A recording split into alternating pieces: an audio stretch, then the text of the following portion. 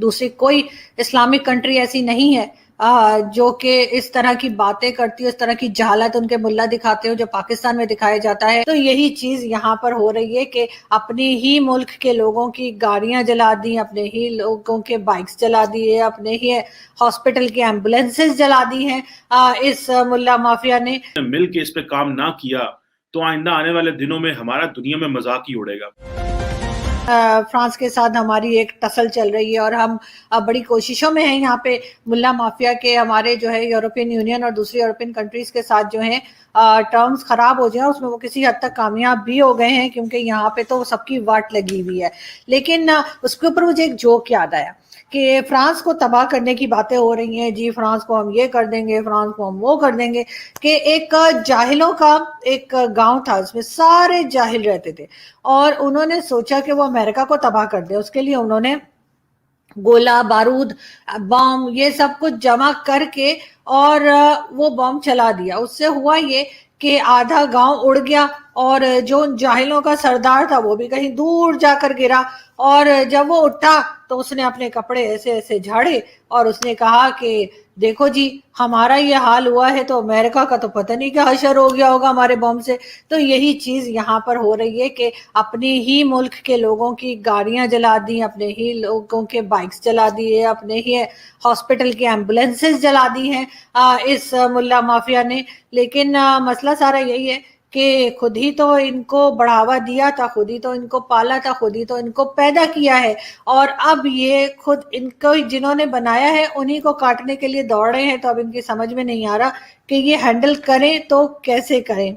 लेकिन टीएलपी का जो है वो अभी तक मसला गवर्नमेंट से जो है वो ठीक से हैंडल नहीं हो पाया है और ये सिर्फ एक तहरीक लब्बैक पाकिस्तान का इशू नहीं है बल्कि इस तरह की बेशुमार बहुत सारी, आप अगर गूगल भी करेंगे आपको बहुत सारे नाम मिल जाएंगे, ऑर्गेनाइजेशंस हैं, इस्लामिक ऑर्गेनाइजेशन है जिन्हें मैं कहती हूँ कि एक्सट्रीमिस्ट ऑर्गेनाइजेशन है जो कि पाकिस्तान में मौजूद हैं और इसी तरीके से वो ऑपरेट करते हैं कि कभी कहीं पे कहेंगे प्रोटेस्ट के लिए बैठ जाएंगे, कभी कुछ नुकसान करेंगे, कभी कहीं जाके फट जाएंगे। जो आदेशिर कावस जी कहते थे, जो हमारे एक सीनियर जर्नलिस्ट थे डॉन के, जो लोग डॉन पढ़ते हैं वो जरूर कावस जी को जानते हैं। उनका ये कहना था कभी कभी इंसान का दिल चाहता है कि मैं फट जाऊं, तो वो कहते थे बिल्कुल फट जाओ और साइड पे जाओ और फट जाओ।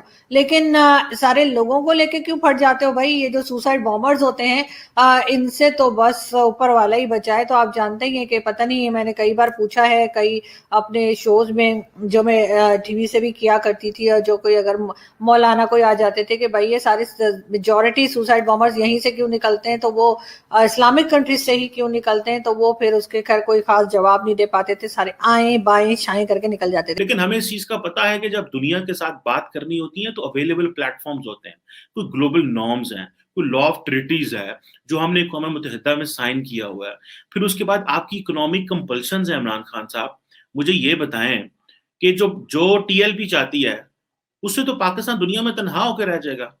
इन लोगों को इंटरनेशनल पॉलिटिक्स की समझ ही नहीं है। उन लोगों को छोड़ो जो हमारी पार्लियामेंट में बैठे हुए हैं, उनकी स्कूलिंग नहीं है इंटरनेशनल पॉलिटिक्स की।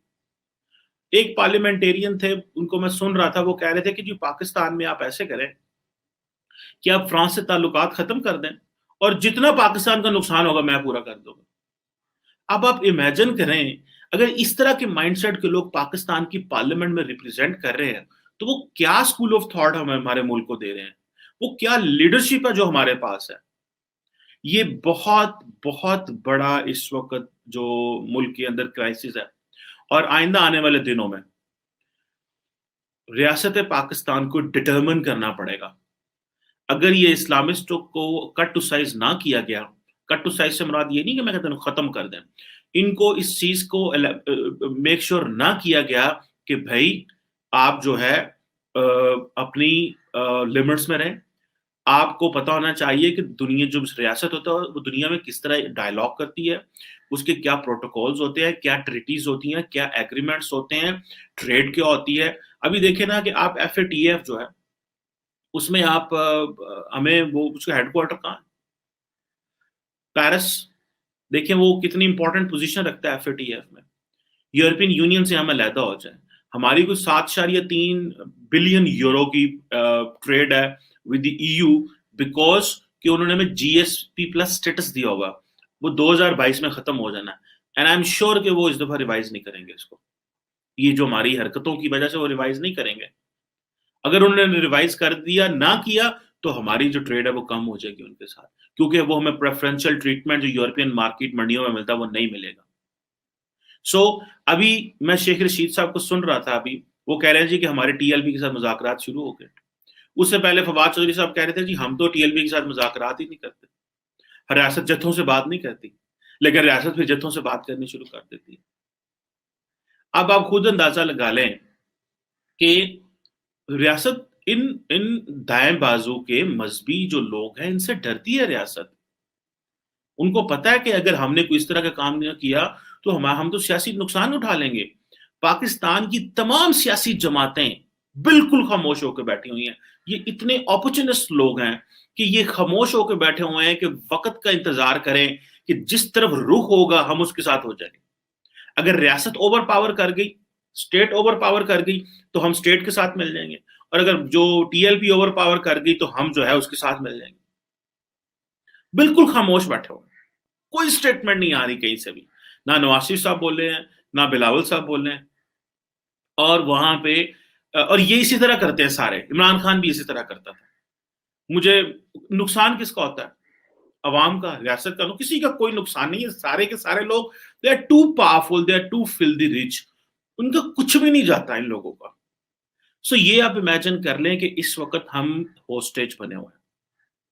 اسلامسٹ نے پاکستان کو ہوسٹیج بنا لیا ہے.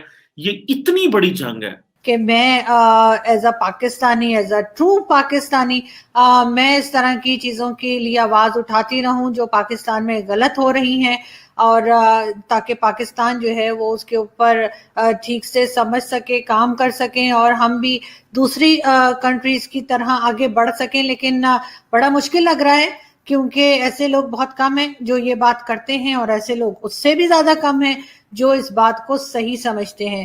کیونکہ میجورٹی تو یہی صحیح مانتی ہے کہ کس طرح سے جس طرح سے یہ ملا مافیا بات کرتے ہیں، جس طرح سے ملا مافیا نے پاکستان کا حال کر دیا ہے.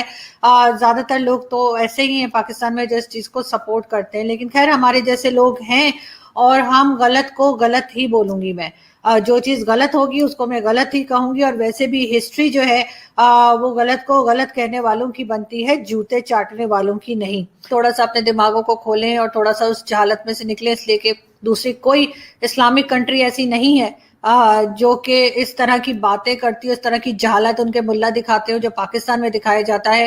اور ساتھ ہی ایک چیز اور کہ اور کوئی اور کنٹری جو ہے شاید وہ اسلام کے نام پہ نہیں بنی، لیکن یہ پاکستان ہی ہے جو اسلام کے نام پہ بنا ہے. لیکن یہاں پہ جس طرح کی چوریاں، کرپشن، ریپ، بچوں کے بڑوں کے ہر طرح کی چیزیں ہو رہی ہیں، تو اس پہ ہمیں شرم آنی چاہیے. اور جس طرح سے ہم مائنورٹیز کی بچیوں کو اٹھا کے لے جاتے ہیں اور اس کے اوپر بھی ہمیں کوئی شرم نہیں آتی، تو میرا خیال ہے کہ پتہ نہیں جن لوگوں نے یہ اسلام کے نام پہ ملک بنایا تھا، اگر وہ ابھی ہوتے تو شاید وہ لوگ اپنا سر پکڑ کے بیٹھے ہوتے اور کہتے کہ ہم نے کس جاہل قوم کے لیے ملک بنا دیا جس کو کسی بات کی سمجھ نہیں ہے، جو دنیا کے ساتھ چل نہیں پا رہی، نہ اکانومی میں، نہ ایجوکیشن میں، نہ ہیلتھ سیکٹر میں. ان کو صرف اور صرف سارے ٹائم یہی رہتا ہے کہ کس کو پکڑ کے مسلمان بنا دیں اور کس کو پکڑ کے ریپ کر دیں. یہی چیز یہاں پہ چل رہی ہے، اور وہ دن دور نہیں اگر یہی کچھ ہوتا رہا اور اس چیز کو کنٹرول نہ کیا گیا تو وہ دن دور نہیں جب پاکستان میں جس طریقے سے ریپس ہو رہے ہیں بچوں کے اور بڑوں کے اور ہر طرح کے، تو ہم نمبر 1 پہ آ جائیں گے.